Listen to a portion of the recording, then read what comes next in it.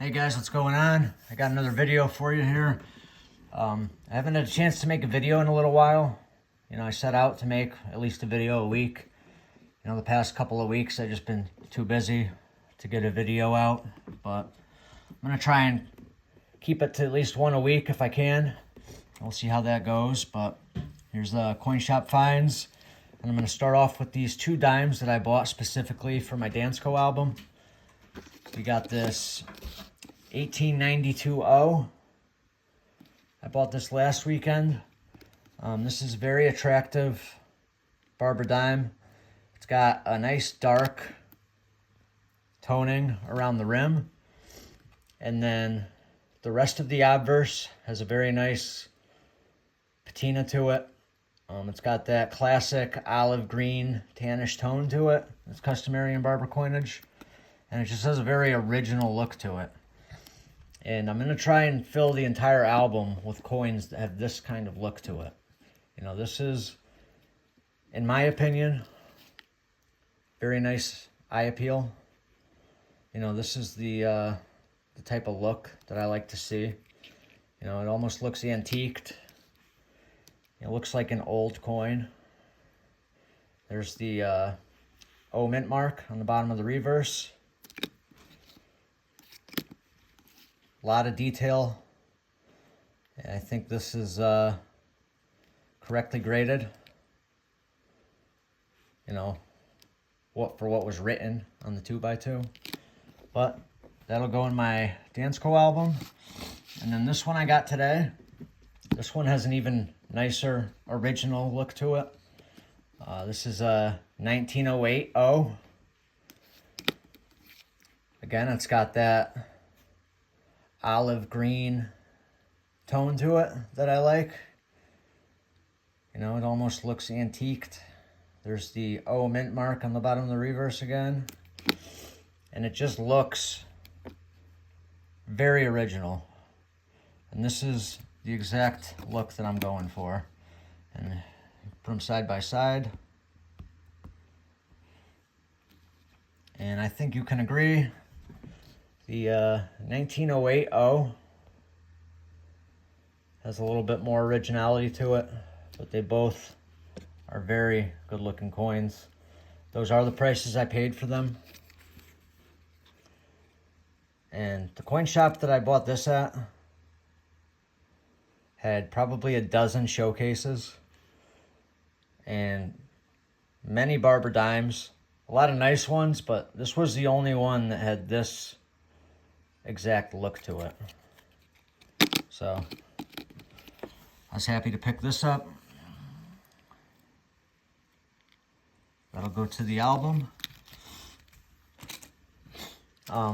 Here's a coin that I got a couple weeks ago. This was marked as an XF. Let me know what you think. I think it's an AU. XFs are supposed to have 50% luster. In my opinion, this has more than 50% luster. I think it's obvious, to be honest with you. Reverse is really nice. This is probably one of the best deals I've gotten, probably at a coin shop. This is what makes going to the coin shop fun. You never know what you're going to find or what type of, treasures you're going to dig up, what type of deal you're going to get. You don't always hit a home run or find anything that is quite this nice or unexpected, but sometimes you do. So you can see I paid $40 for this. And anybody out there who collects Barber quarters watching this, this is much, much, much nicer than a $40 coin. This is much nicer than an extra fine. When I say much nicer, I think it's an AU. But this is just an extraordinary coin. The look to it, the toning, the way the devices pop right out. Like Lady Liberty's head here it just explodes right off of the surface of the coin. Just the way the luster dances around the coin, the dark tone with the lighter fields that turn on almost like a light bulb when the luster hits the light. I mean, this is just extraordinary. And then the kicker, I got it for a great deal. I would have been happy to pay much, much more for this coin. But to find something like this at a great price, you know, that's a very good day as a coin collector. I got a trio of 1897 quarters that I'll show you. See if I could zoom out here. I gotta upgrade my equipment, folks, but what can I say? Once I make the big time, and I have more than a dozen people watching this, maybe I'll upgrade to an actual camera, not my iPhone. But we got a trio of 1897 quarters. As you can see, you know, each one is a little nicer than the other one. Zoom back in. I'll start off with this 1897. Now it says very fine. I would actually say that this is fine. Still a nice quarter. You know, good bit of detail. Doesn't have any luster really. The fields are kind of dull, but there's no big scratches or dents or graffiti or anything on it. It's just a nice, solid, fine Barber quarter. And if I could get a little closer there, I don't know if it'll zoom. You can see all the letters in Liberty are there, for sure. So that's the first one. Here's the second one. They're saying this is a VF30. You know, I do think that this is a lower level, very fine. It's got a lot of detail to it. Now it does have, see some hairlines there, but that might be the plastic from the 2x2. It's hard to tell. I actually think that it is the plastic, but you can see the reverse. It's got a nice reverse. You can see this reverse actually does have a little bit of luster where the last one didn't have any. You know, the Liberty is a lot crisper on this one. The wreath has a little bit more detail to it. Oh, that's the wrong one. Okay, here's that one. Here's the last one. So you could see the wreath's got a little bit more detail. Liberty is a little bit crisper. Just slightly nicer. I don't know if you could tell with that comparison, probably not, but it is a little bit nicer. And then the third one, they're saying this is an extra fine. Again, this is an 1897. This little debris right here, that's just tape. I have looked at it through a scope. I do think I could remove that tape without damaging the coin. I just haven't had the time or the need to yet. But this one's got a little bit more detail than the last. You know, you could actually start to pick up some of the detail in the hair on this one. You know, underneath Liberty there. The wreath has a little bit more detail. Liberty is a little crisper. The hair that comes down in front of the ear there, it's got a little bit more detail to it.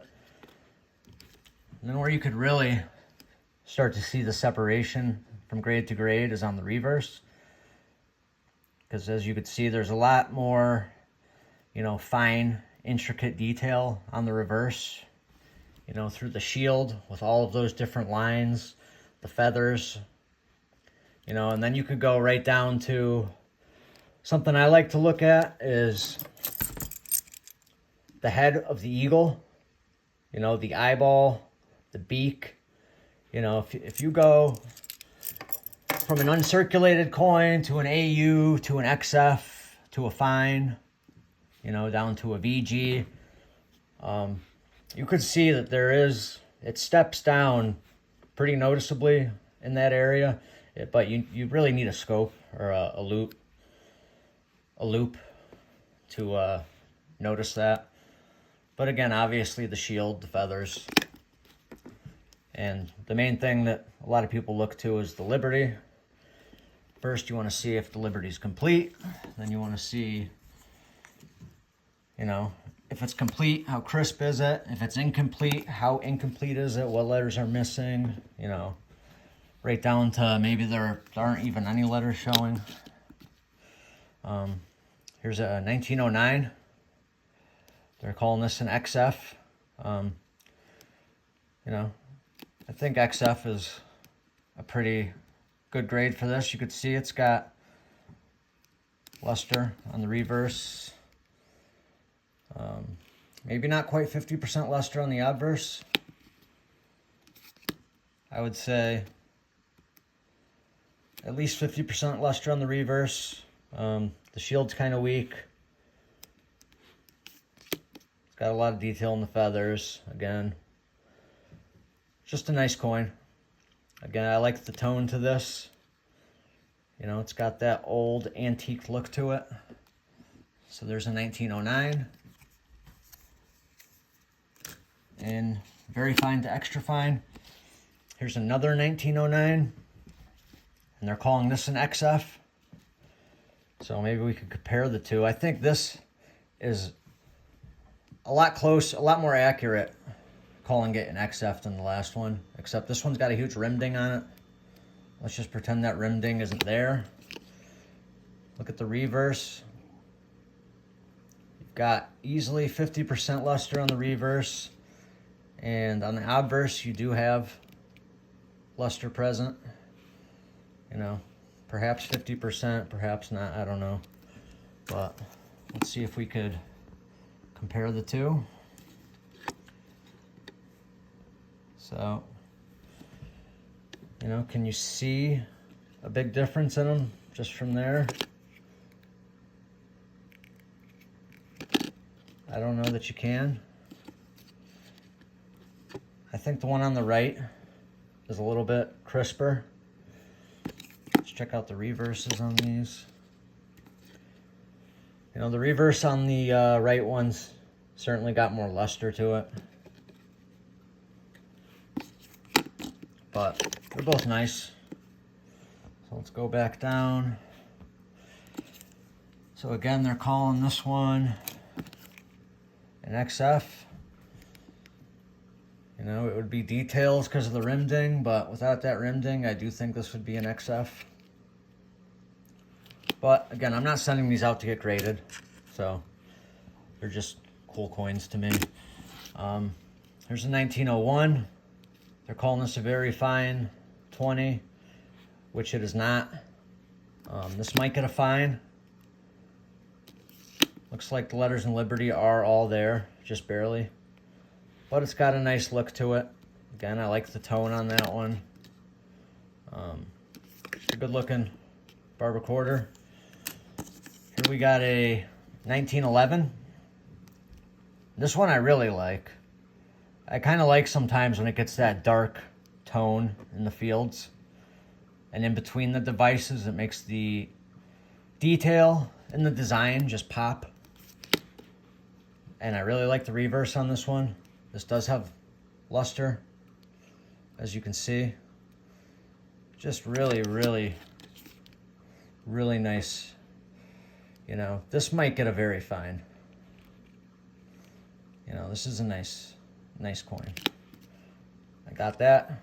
I got that for 20 too. I was glad to get that one for 20. And here we got a 1915. I'll probably make this the last one since we're starting to go a little bit long here. And this one's an XF. I think this is appropriately called an XF. You can see it's got the luster. It's got really attractive toning to it. You know, it's got that patina. You can see how the toning and the fields kind of breaks up a little bit. You know, with the light marks, and then you almost see like that light orangish red tone to it. You know, that's a nice patina on that. Nice detail. You could really see it on the reverse. Got a good degree of luster here on the reverse again, and really nice patina. So, you know, these are all Barber quarters that I've picked up in the last, you know, month and a half. And that's not all I pick up. You know, the bulk of the stuff that I've bought is, you know, 30X, just, you know, either uncirculated, uncirculated Mercury dimes, Washington quarters, Franklin half dollars, stuff like that, Walking Liberty halves, or, you know, like Barber, Standing Liberty quarters, stuff like that. That's not BU. But that's been the bulk of my purchases, is from the 30X bin, just nicer stuff.